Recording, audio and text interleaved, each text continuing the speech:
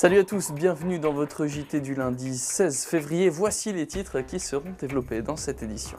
Évidemment, l'actualité de ce week-end, c'était le carnaval. En plein cœur des Trois Joyeuses à Dunkerque, Gravelines vivait aussi au rythme des fifres et des tambours avec la bande des Huttes.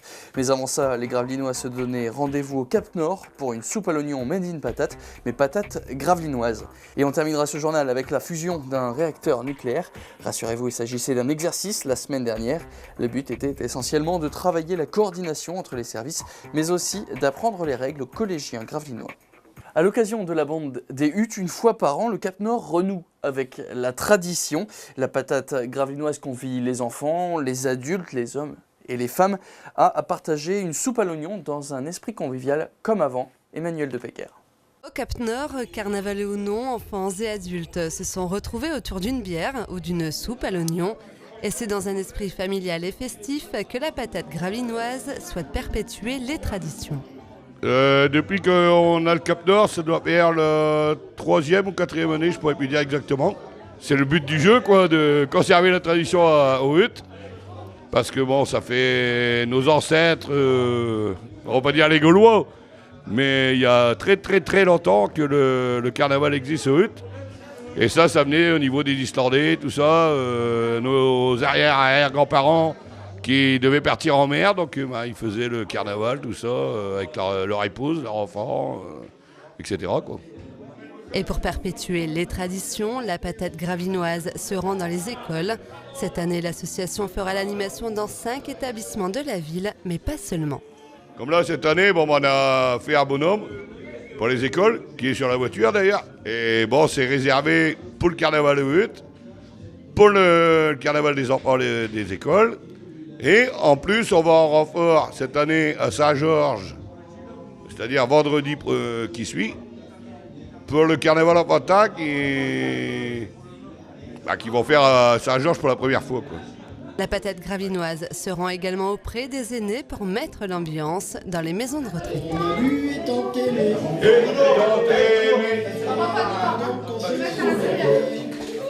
Pendant que la bande de Dunkerque battait son plein hier après-midi, les Zigomars et la patate gravelinoise ont convié les Gravelinois à la bande des Huttes. Le départ a été donné peu après 16h par Cosigut 2. Revivez donc cette bande en son et en images avec Emmanuel de Pecker.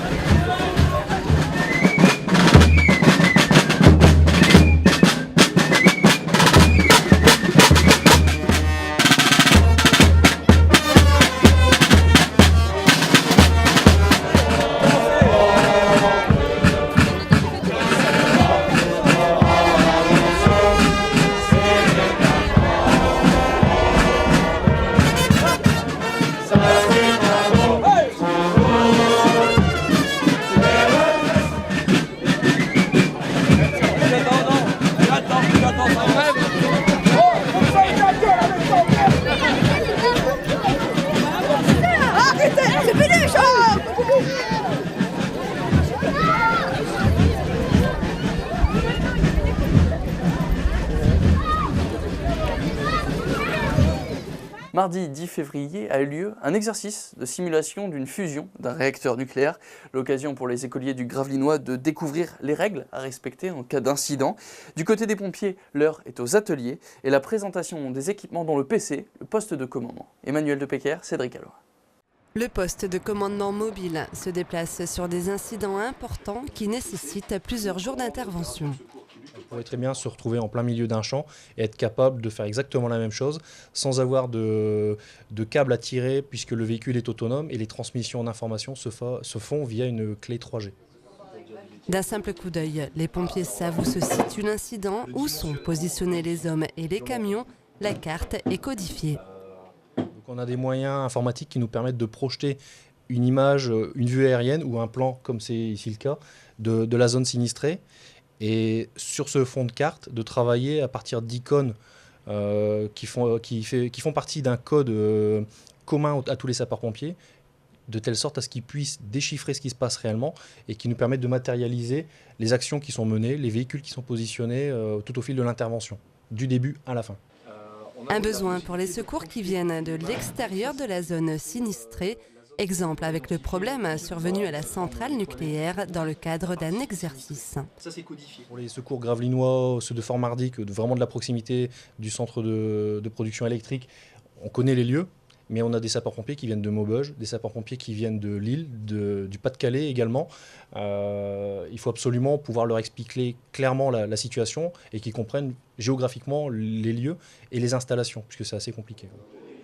Retrouvez dans votre plein phare consacré à cet exercice le poste de commandement fixe, d'où sont prises les décisions et les stratégies à adopter.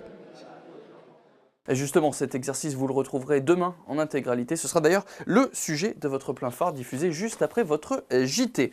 Voilà, le JT ce soir est lui désormais terminé. Merci à tous de l'avoir suivi. Tout de suite, vous avez rendez-vous avec du sport et Relien Février, donc son Delta Sport. Je vous rappelle donc que ce soir, le BCM joue son deuxième match de carnaval. À Sportica, ce sera face à l'Asvel. Victoire obligatoire pour les hommes de Christian Monchot. Nous, on se retrouvera donc demain pour un nouveau JT avec, bien sûr, le résumé de cette rencontre. Très bonne soirée à tous sur Delta TV.